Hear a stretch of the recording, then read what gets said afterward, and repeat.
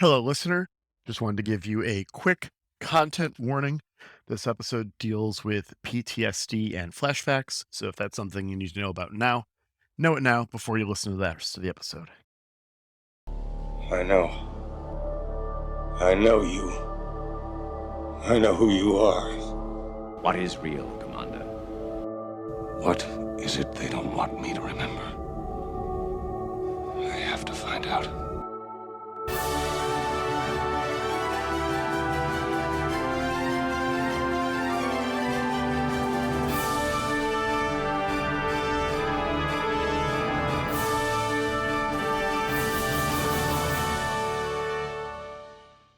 Mr. Garibaldi, there are days I'm very glad I don't have to think the way you do. Hello and welcome to Who Are You? It's the Babylon 5 watchcast by a couple of internet strangers who are getting to know each other over the show Babylon 5 that they both watched as children. Mhm. I'm Laura, I'm Xhafer. and today I get to ask, Xhafer, who are you? Who are you? Who are you? Do you know who I am? But I'm putting an asterisk on it today. Yeah. So I want you to answer the question, who are you? But I want Okay. you to do a little exercise that I did Okay. recently. Okay. You need to tell me who you are without using a title, a degree, or any negative words. Oh, This was hard for me, and I want to see if it's hard for you. oh crap. Okay. Um, well, Laura, I would say that I'm Xhafer and I make things. Okay. I have a wood shop in my garage, and I make small pieces of custom furniture for friends as a hobby. That's cool. Most of the time, it's just like, hey, I've got this weird space and I need shelves that fit in it or something. And it's Yeah. just something that you can't just buy. Like, actually, I'm going to rotate my camera just a little bit because my door's open. Ooh. And you can see right there Mm-hmm. is a weird corner in my house in a hallway that I have built shelving into. Yeah. So stuff like that. So I do some woodworking here and there. Actually, my neighbors just cut down a cherry tree in their yard. Unfortunately, they had to because it was messing with the foundation and getting That's water bad. in their basement. But I have a ton of cherry in my wood shop now from them that I'm gonna turn into like wooden mugs and goblets and stuff. So you Um, are very creative with weird prompts, weird spaces, and weird yeah, yeah. stuff. I have this space and I want to optimize it is like my favorite thing to do. I want shelves that fit in here and to do something with it. I've made a couple tables. I'm going to be making one for my friend Alex here very shortly. I was actually talking to him about it before we started recording. And he's got a very small apartment right now. So I'm kind of like, how do we do this? Because I know he wants a bigger table than what Mhm. he's asking me for. He just doesn't have space for it right now. Right. It's like, okay, well, I can make a really nice table for you that fits these dimensions, but it's going to be comically small when it's anywhere besides the space between your kitchen and your door wall, which is where it has to fit in your apartment because that's the only space that you have because you're in a little Yeah. 1-bedroom apartment. And so like, what do we do with this? And it's like, okay, well, he wants it for tabletop gaming. So he wants a like sunk in area where like dice can be rolled without having to worry about them hitting the floor or anything. Oh, nice. And so for him, I'm going to build that sunk in area like that box, but that's going to be the size of the whole table for him now. And then in a year or two, when he moves and gets a bigger place, presumably, I'll be able to put boards on the outside of it and make it a more normal full size table. And then it'll still have that sunken in area that he has to do the dice rolling in. Sounds very creative. Yeah, it's fun stuff like that. I mean, I built my bar in my basement, which is all reclaimed wood from my garage. The bar top was like a shelf that someone had put in at some point.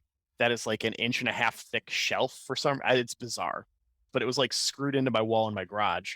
So I pulled it out, stripped it, refinished it, and made it my bar top.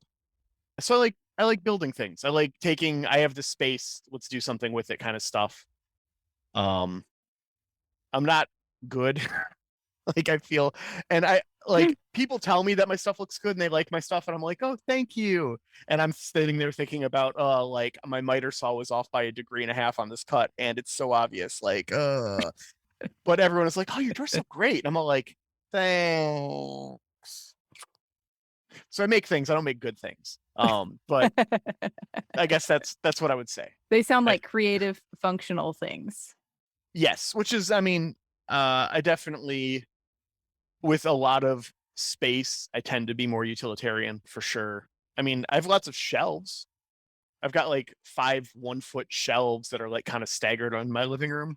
Yeah. But that's like a place to put things. Those are drink holders. Those hold the remotes and plants sometimes. Right. Like, so they can get some sunlight. It's not they're not purely decorative. So I understand. At least I like shelves. I like space for things, displaying things. I don't know how we pivot this, except for getting into the episode, Babylon 5, Season 1, Episode 9, and the sky full of stars. The stars are decorative. There we go. Made it. Okay. Sure. So this episode, like most episodes, starts in Space TSA. I wonder if we'll have a murder today. Yeah. In our cold open. And we see shifty ass Ric Flair coming through. And I don't mean that as a compliment, just to be absolutely clear. I'm talking about your fondness for Ric Flair. I'm just joking. He just got there's some stuff recently that's not good. Yeah. Oh, see, I don't follow all that, so I'm sorry. Yeah, it was. Just kidding. Ric Flair bad. Anyways, so we see we get a hard cut and we get a rando security guard who's just like, oh, hi, Commander Sinclair. And then immediately just gets accosted. He gets assaulted by the mafia right afterwards, right around the corner. Donbot, I beg you. I can't make this week's loan payment. Look into your hard drive and open your mercy file. File not found. Like he had to have been within earshot, right? Right. Like, and maybe that's why they pull him in, actually. Mm-hmm. In like 10 minutes when he gets pulled in the office. And he's got 24 hours and then he'll be murdered. So we have almost a murder in this cold open. Yeah, it's not a cold open without a threat of violence. Yeah. And we go back to the shady guys at Space TSA. Yeah. And we see them and they have a hologram of Sinclair, which, have we seen like a hologram like this at any other point in the show? I don't think so. Yeah, even like Kosh, who had like the super advanced like floating LCD TV screen, didn't have like a hologram. Yeah. So we get 2 pieces of new technology in this episode. One of them is okay. I don't know that we see another hologram either, to be perfectly honest. Yeah, it's not something you remember Babylon 5 for, though. It's really not. Yeah. I think maybe we see some sometimes for communications or something, but it's not something you remember about this series. Yeah. For sure. It's not something you remember about most series, to be fair, because even like in Deep Space Nine, they're like, oh, look at this holographic communicator we've installed for this episode. Right. I have a question about these creepy guys. One thing I noticed, it might have been right away in this first scene. Once you see them side by side, they're both blonde-haired and blue-eyed. Yeah. And we know that they were considering Walter Koenig for one of these parts, but for reasons it didn't work out. But do you think that after that the choice to have 2 blonde-haired, blue-eyed actors was on purpose? On purpose, yeah. Given the stuff they talk about, yeah. It feels a little deliberate, doesn't it? Once you get into the content. Yeah, that's a good call out. Yeah, it's just something fun to think about and wonder. Yeah, Walter Koenig was supposed to be Night 1. I thought he was going to be Night 2. Was he supposed to be Night 2? I think we said Night 2. Yeah. He was the one who was going to be in the net. In the simulation, yeah. Right. Yeah, he's going to be the one in the simulation, whichever one that is. Not Joachim from Wrath of Khan, but the MI6 guy who tries to tell Bond he can't kill people anymore and then gets smashed in a subway. Which are the 2 biggest roles of those 2 actors, respectively. I've seen one of those. It's a License to Kill, and he works for MI6, and he's trying to take away the titular license of James Bond No license to kill is revoked. Effective immediately. in that Oh, movie. yes. Okay. I'm Definitely trying to think- sounds like a Bond movie. Yeah, it's a Timothy Dalton era Bond movie. So, that's a thing. Anyways, we cut the theme song, and when we get back, we see our knights assembling something. They're very late on details at this point. Yeah. It's going to Um, be another fantastic machine, I'm sure. Yeah, I forget if it looked like a dentist chair at this point or not, but it will. Right. Spoilers. And we get Mr. Security Guy getting his yeah, butt chewed out by Benson gets Garibaldi called and into Sinclair. Sinclair's office. Yeah, and gets a dressing down. And he gets suspended. We get a good bit here from Sinclair about how everyone lies. Yeah. He's lying. I can tell. Everyone lies, Michael. The innocent lie because they don't want to be blamed for something they didn't do. And the guilty lie because they don't have any other choice. Find out why he's lying. The rest will take care of itself.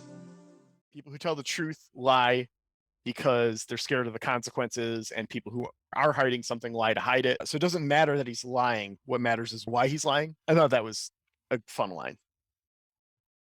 Well, we're going to get a callback to it later a little bit. We too. do. Yeah. We do. After this, we get Dr. Franklin in Med Lab, Mhm. and he's conducting a medical scan on Delenn to try and get a baseline for a healthy Minbari. Mhm. She asks him about his time space hitchhiking, what he did during the war. Very, it's like, oh, what did you do during the war, Dr. Franklin? And he's all like, I don't know. I destroyed all my research so that my people could genocide your people with biological weapons. And she's just like, oh, thank you. What did you do during the war, Delenn? I don't want to talk about it. Yeah. Yeah. She Like- won't answer her own question.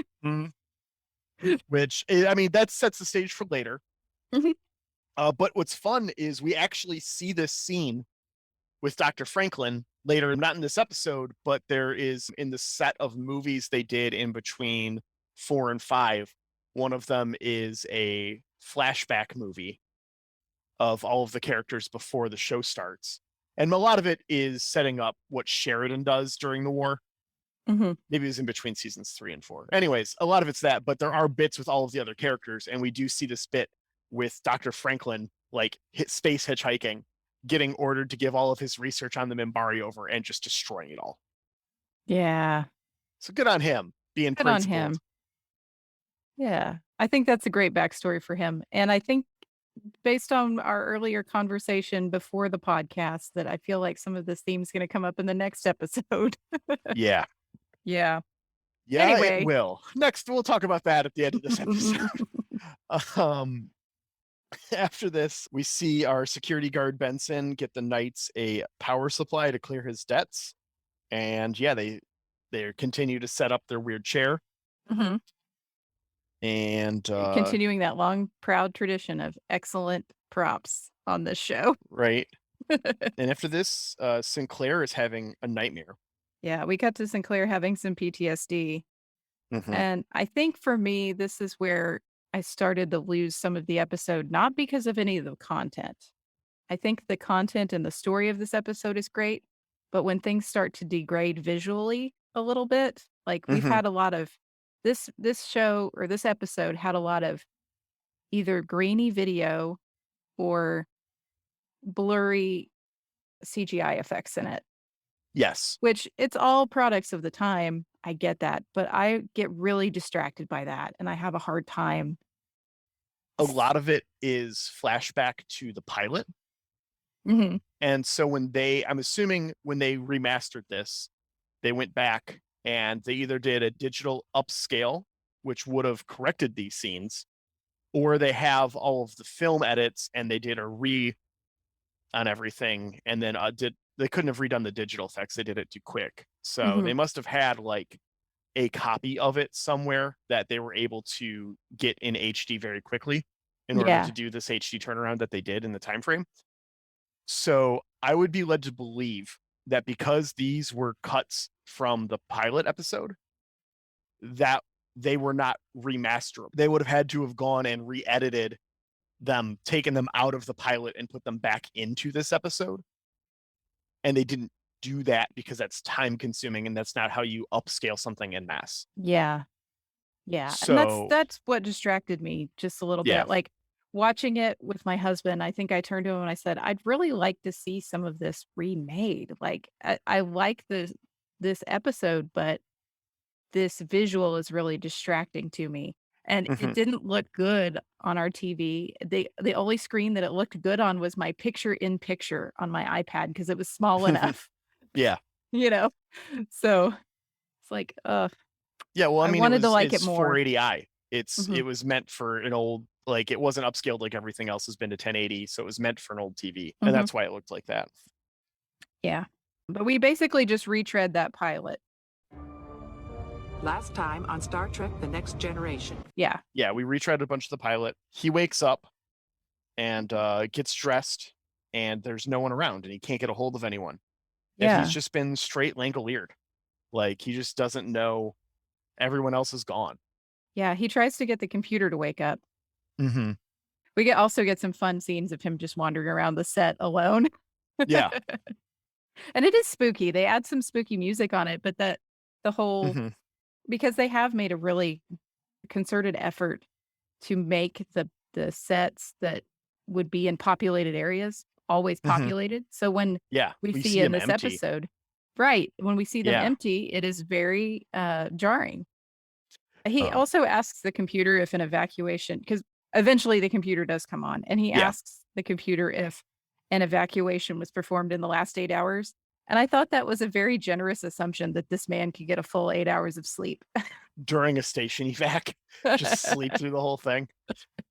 At all. Man, have you been on Babylon 5 for the last 8 episodes?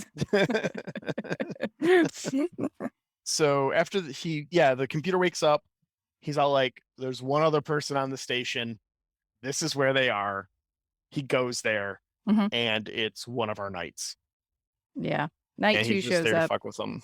It's hard to find a man in a quilted vest intimidating. And after this, we go to commercial. Like, obviously, there's not because we're Right. watching it streaming, but you would have had that break. Mhm. And I think that's important to acknowledge. Yeah, you would have Because had when 5 minutes to wonder what the hell is going on. Exactly. Because when we come back, Garibaldi's reading a newspaper. I do love the newspaper. I just ragged on this show for, the machine props, but I really This like the newspaper newspaper. prop is so good. So this is one of those things where last time I watched this, it was in standard def. Mhm. So I didn't get to read this newspaper, nor would you have been able to really when it was in standard def. But now that we're in HD, you can read this thing. You could pause the show and read a little And I newspaper. did. So let me tell you about all of the awesome world building on this newspaper. Because it's Yes, fantastic. I want to hear. Tell me. So, one, the main article, the one that's like framed to be the center, it's not the main article of the thing, but the article that you're supposed to see is Psycor has endorsed a candidate for vice president. Oh yeah, I did catch that one. And the newspaper asks immediately, is this a violation of their charter? Which to me tells me that Psycor hasn't done this before. Mhm. Psycor has not endorsed a candidate for vice president. We would not be wondering. Yeah. We know they are going to endorse Clark. We've already had rumor of them being involved in the current political election, and the current presidential election has been kind of like a background thing for a bunch of episodes. Mhm. So knowing that they endorse Clark and not President Santiago, they endorse the vice presidential candidate, not the presidential candidate, is Hmm. such a key world building detail for season 4. Mhm. It's so good. I saw that and I'm just like, oh, of course. Oh, that's so good. Other article, we get Babylon 5 trying to be sexy again. There is a pro and cons of interspecies mating article. I didn't get to read the super fine print. Yeah, that's too bad. I'd love to but- know some of those pros and some of those cons. Yeah. And then there's also the top article is Narn settles Ragesh 3 controversy, which is the first Oh. episode. Well, So not the we've first just episode, it was now the first settled episode it. past the pilot. Well, Yeah. right. That was the farm planet with Lando's cousin and stuff. Yeah. I'd love So to know the how dust that is worked settled on out. that. Yeah, we don't get to. Mhm. And then there's also a note that San Diego is still too radioactive to settle Mm. from the nuclear fallout. Yeah. They mentioned that in one of our earlier episodes, but Yeah, maybe it was Midnight on the Firing Line. firing Maybe it line was when the they second brought one. that up. Yeah. Yeah. But that's just such good world building. That newspaper is so clutch. I Yeah. love that endorses vice presidential candidate. Also makes me wonder about how their elections work. Mhm. Like, do the president and vice president not run as a pair Oh, for Earth Alliance elections? yeah. Maybe Um, not. Yeah, Hmm. that's We're interesting very to me. used to that here right now, but that's Yeah. not the way it has to be, for sure. Well, it's not the way it was. Originally, Yeah. the vice president was whoever came in second for president. God, can you Really? imagine that now? Well, Everybody just they couldn't take a do it then. second. Yeah. Because Thomas Jefferson was John Adams' vice president because of that, Mhm. and hated it so much that they made an amendment, changed the Constitution. Mm. It's almost like the Constitution is a living, breathing document that we can change. Right? It's weird. Right? Mm. It's almost like it was designed that way by the founders, and to Mm. ignore that is to deny their legacy. Oh, Mm. hot take. It's almost like they didn't even consider it done until they got 10 amendments in there, and even then they changed it a bunch before. Anyways, so Delenn comes in and notes that Sheridan is missing. She has checked the usual Yes. spots, Uh-huh. and She- Garibaldi goes out to find him. Yeah, and I would like to notate that she mentions that she asked Ivanova, and Ivanova didn't make this call. Ivanova You're sent her right, yeah. over to Garibaldi. Right? Because Like, Garibaldi oh, you can't tries to find link him? Yeah. Like, Guess I'm in charge. okay. I Good. feel like I've been in this position at work before. Uh-huh. I'm not saying I find myself there often currently, if any of my coworkers happen to be listening, but definitely at other jobs where you are like the number 2 person, but the number 1 person is too busy doing anything besides their job, where you are in charge. I think Ivanova would relate to that statement.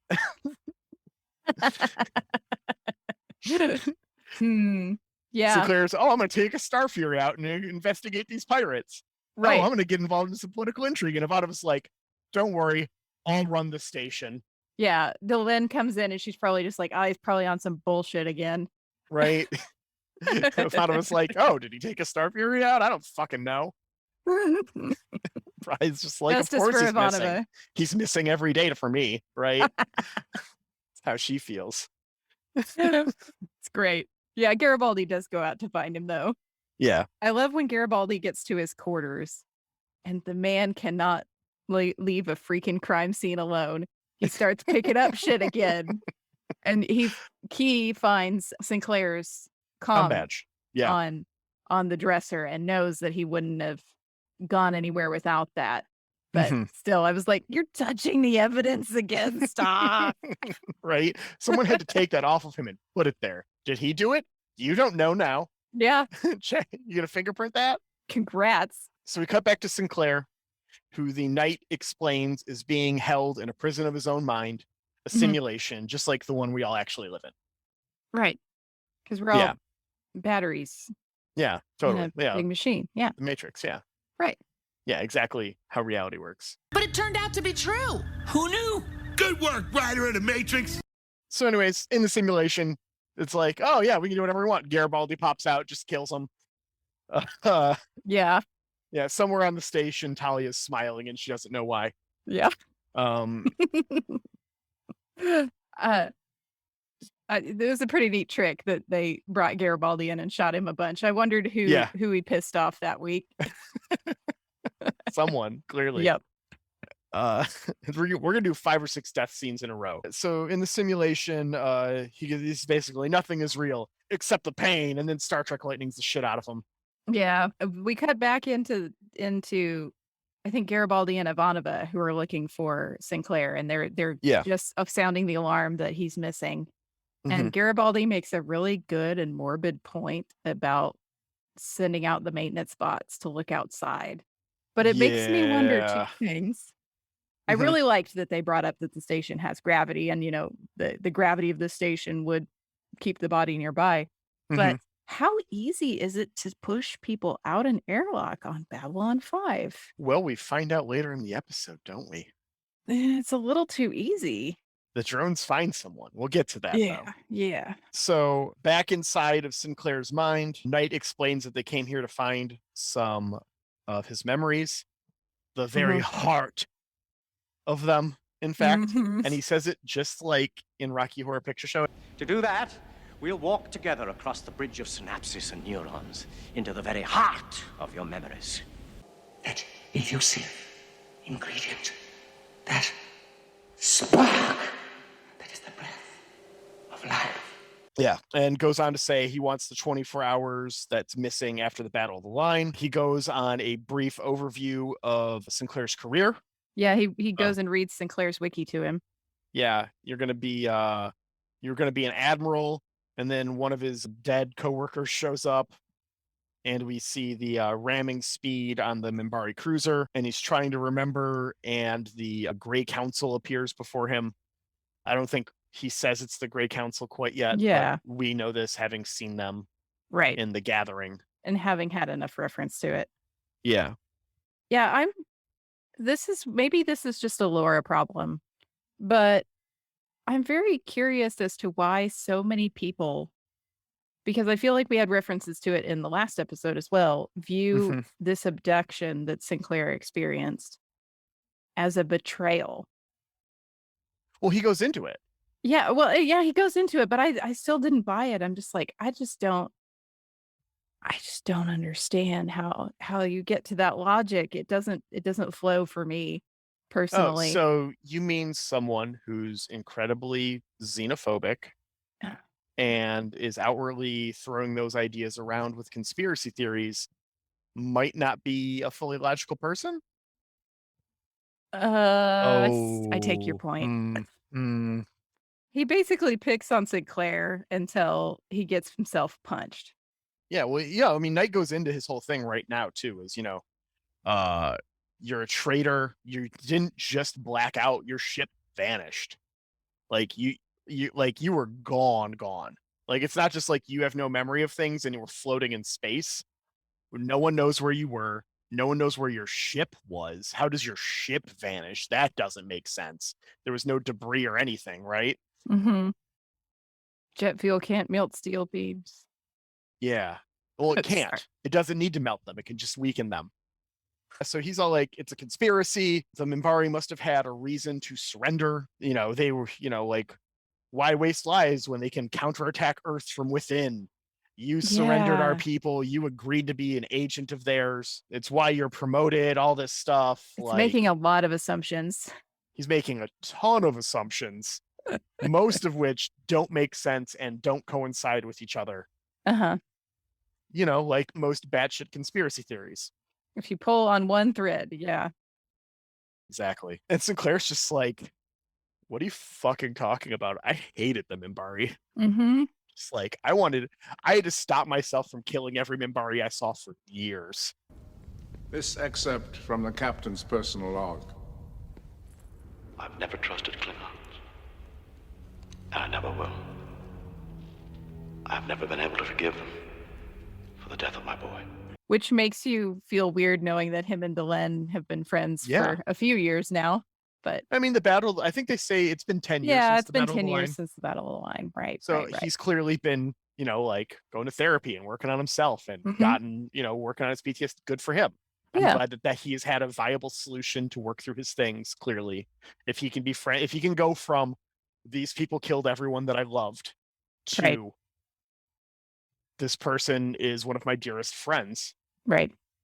You've clearly made some personal growth. He's done some work. Good for him. I'm glad that that's something that was available to him and he could work on. But eventually he just gets tired of this guy. Yeah. And hauls off and slugs him. Yep. And it kicks him out of the simulation. Maybe God changed his mind. Just something happened and they stopped. And just, we got a second chance because we weren't going to have one because that was the end of humanity right there. And then we get another flashback, there's a hole in your mind. Yeah. And he wants to know what happened. He decides, he makes the choice. I'm not doing this to satisfy your batshit conspiracy theories. I'm going to dig into this part of my psyche because I deserve to know what happened to me, Mm-hmm. which is important.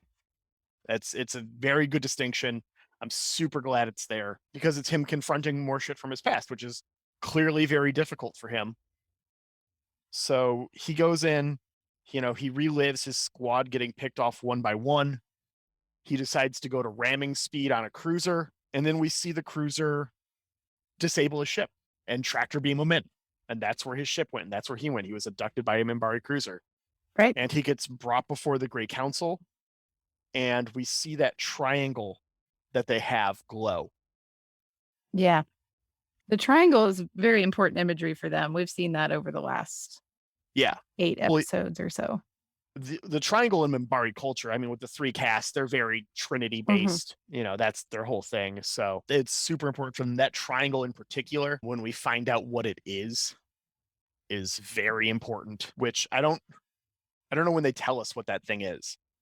It might not even be till the movie in that I referenced earlier with Dr. Franklin. It might be when we find out what that thing actually is. But you can't know. You can't know now because it's the most spoilers. But it literally ruins the best twist in the entire series if I say it out loud. So I'm not going to. If you happen to be watching for the first time, we don't have to play the spoiler music for me. And after this, they free him and question him. We see him held up. He's in shackles, Yeah, it's very Christ-like imagery with the big old. Yeah, it is very Christ-like imagery. Yeah. And then they free him and talk to him, which is batshit. To have him shackled up and then to just be all like, "Oh no, we're just gonna ask you questions now." Is insane. These are just questions. Right. And he sees someone in a hood. He's like, "I know you." Yeah, but we don't find out who it is yet. Not quite yet, no. At some point in all this, we cut to Garibaldi and his men still trying to find Sinclair. And he's discussing with one of his underlings. And clearly he doesn't have a forensic accountant on his staff because the staff member mentions they pulled in Benson because they checked his accounts and he's clear. From everything I've heard, I understand you guys are the best at these types of investigations. Outside of Enron at AIG and Bernie Madoff, WorldCom, Bear Stearns, Lehman Brothers. Yeah. And Garibaldi says, how can that be? He had no money this morning. And they pull up his bank account information.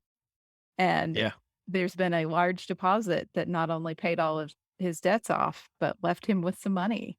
Yeah. And I think that Garibaldi might want to send his team to a little bit of Accounting 1 class or even just a little Bank Secrecy Act training maybe would help figure some of these out. Yeah.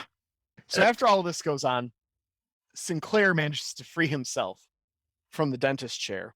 Yeah, these were some other questionable restraints that I wondered if you had any more commentary on, because it looks like an elasticized bracelet that I got at the mall to fit over my big old hands. These were not quality restraints. Someone needs to get some rope and learn some knots or something on this staff because every time it's bad. Yeah. It's just, I won't get more into it than that. He breaks free. He smashes the machine on the dude that was in there with him. He just smashes that while he's still in there. He punches the other dude. We missed Benson barging in. Oh, we did miss Benson barging in and getting blasted. Yeah, and I think we got to mention that because... Yeah, they find his body. Yeah, floating in space. He's our space body. The afternote Benson deserves. Yep. Sinclair manages to get a gun. Mm-hmm. And when he fires it, alerts CNC. So they now know that there's gunfire on the station and they know approximately where he is. Yeah. And so he runs out. He's delirious. There were a couple lines about the drugs that they fed him earlier, making him hallucinate and putting him in a mental fugue. And that's clearly the case here. And Dr. Franklin, when he finds the equipment, reinforces this. Right. Yeah, he mentions that he's got psychotropic drugs and he's hallucinating. And I wondered when they said this, if this might have been, this episode in particular might have been a little hard on Michael O'Hare, considering that we learned, after his death. Yeah, I bet it was. I bet it was real Because hard on him. I believe it was some sort of schizophrenia or something that he had and suffered with that involves some sort of hallucinations or can involve hallucinations. So I wondered if this was a particularly hard road for him to walk down. Yeah. Yeah, that's a very good. I didn't think about that at all. Yeah, this must have been really tough for him. Yeah. Damn. Sorry. No, it's important to acknowledge. Yeah. It's just, this must have been really difficult for him. Delenn sees Sinclair freaking out and everything that's going on and approaches him, and he calms down.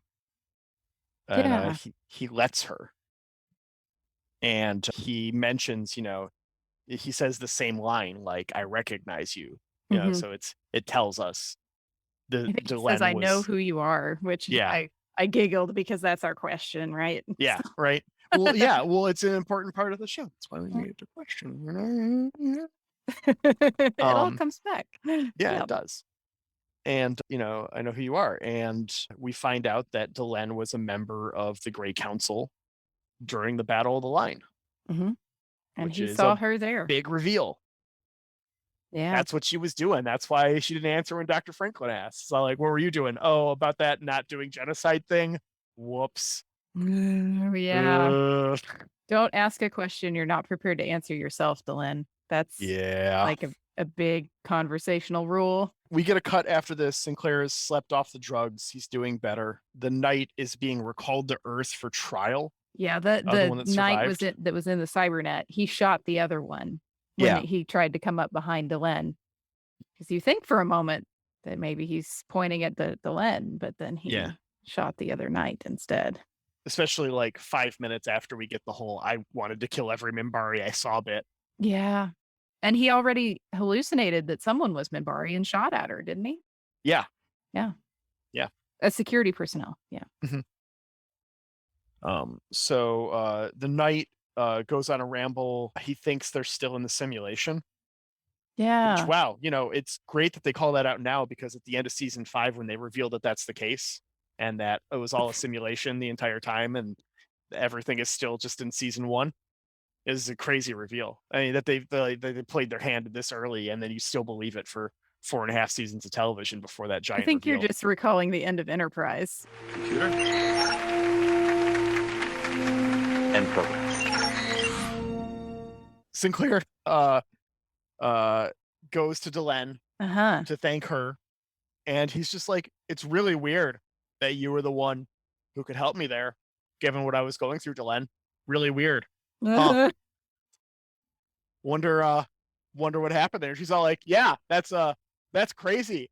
You should go get some rest. Jeff, you should get some sleep. You don't remember anything though, right? Like, you don't, for sure you don't. Good. Okay. We'll go with that answer. Have a good night. Get some rest. Yeah. And then like another Grey Council dude is like around the corner, and it's just like, if he ever remembers, he must die. Yeah, that was really intense. That was a lot, bro. Right. And so immediately we cut back to Sinclair in his quarters. Joke's on the other guy because he says, I remember everything. Yep. And he starts talking it out in his personal log. And hopefully one of Delenn's magical rings doesn't give her access to Sinclair's logs to know that he knows. Yeah. Yeah. There we go. Any reference to those rings, I got to get in there. I love them. Yeah, well, they never show up again, so. Yeah.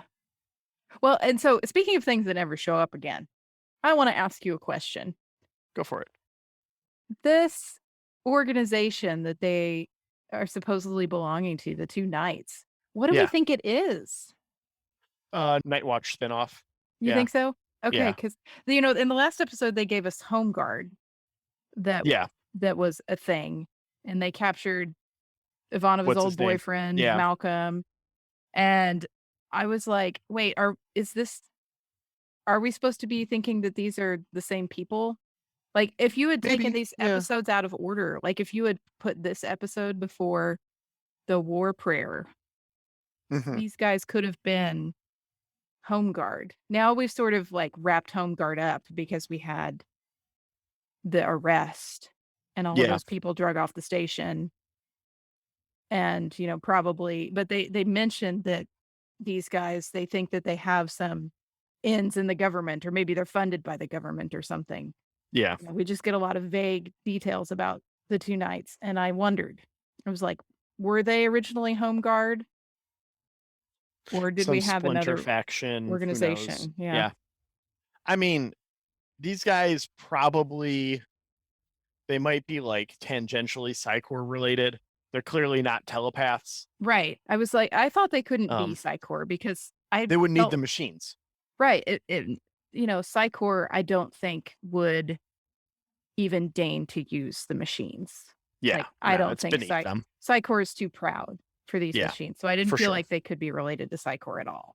But I mean, it might be like something, it might be like their further machinations as an organization or any of those groups. They could report to the vice president that's running, all kinds of stuff. There's all kinds of groups Yeah. that they could be a part of, because there's a lot of like one off, two off, like there's no shortage of xenophobic hate groups on Earth at this I point. kind of wish we tied them into something more firmly. I mean, a lot of them, when in future episodes after Night Watch gets founded formally, I Mhm. think a lot of them just get folded in. Yeah. Yeah. I thought it was interesting too that they chose to call these two individuals knights. I felt like Yeah. that was another reference to something. I mean, it definitely was just like, well, one, I mean, you already called out they were wearing, like padded sweaters. Like, it was very Gambison looking stuff they were wearing, just as like a Rennie LARP nerd. Like the pattern of the things that they were wearing was kind Yeah. of knightly, so that fits. But I thought it was interesting that we had two blonde-haired, blue-eyed guys, and we were calling them knights. Yeah. And I think a lot of it is Arthurian, to be perfectly honest. And JMS loves his Arthurian legend. Yeah. And so these guys are kind of questing after the truth. Oh, I was going full KKK with it. Oh, well, yeah, there's that too. Yeah, for sure. Well, no, I mean, no, you're right. That's a whole thing too. Yeah. Um, Yeah. Because I feel like he gives us a better Arthurian feel well, yeah, later. we get an excellent Arthurian episode much later in the show. But Yes. But I felt like maybe these were references to some of the more like the groups that call back to that sort of patriarchal legacy without a great leg to stand on. Mhm. Yeah. Yeah, that's fair. So anyways, that's the episode. We have a very brief preview for the next one. We get a fraction of a sentence. Yeah, the next episode is episode 10, Deathwalker. And HBO Max describes it with a whopping 10-word sentence. Yeah. Sinclair deals with a scientist perfecting a youth serum. Yeah. And like we were talking about before we started recording, this next episode is heavy. Yeah. There's a lot more there than those 10 words. Well, you can't put things like this episode is a commentary on co-opting research from Nazi scientists after World War II in a description. It's an episode. We get to see a race that we've heard reference to a handful of times that we've never seen anyone from before. See, I don't remember that'll be a much thing. about this one, which I mentioned to you. So now I'm getting a little excited. Yeah, I mean, it's a good episode. It's heavy for a number of reasons, both the topic of the show and also its relation to our reality. So there's that. Yeah, these ones that I don't remember a lot of, I'm excited to get back to it and see what I do remember. And often it's the weirdest things. Yeah. I'm sure you'll like when you start this one up, the Deathwalker, the alien, she's not in the preview, right? Like you don't see her at all in the little screen you get. No, I don't. You will recognize her. Like Okay. not as like an actress, but the character. I'm willing to bet because it's not even like it's a super like weird alien, but I remember it being very distinctive. Okay. She's almost like an anime character, if memory serves. Yeah. A lot of the HBO Max thumbnails are Sinclair in some sort of situation. Mm-hmm. It's all Sinclair, which is fair. He should get his time. Yeah. All right. Well, I look forward to it. So thank you to Jeremy Siegel for our theme music. If you want to see more Jeremy, you can find him on jeremysiegel42.bandcamp.com. And if you want to find more us, we'll figure out where that's at because we still don't know yet. We got to do that. We got to do that before we start releasing episodes. Oh my God! Right? Yeah. We're getting there. This is episode 10 we've recorded. We haven't. We've got We're professionals. things. I swear. We're not making money. That's the line. We'll figure it out though, and then we'll start talking about maybe we'll get a Squarespace or something. With the very least, some social media that you can follow us on and an email address. Yeah. We'll be there eventually. Yep. And maybe we edit this out and put in a little blurb about that. Maybe we don't. I don't know. When we know, you'll know. All right, and we'll see you next week. Yep. Join us next week for episode 10, Deathwalker.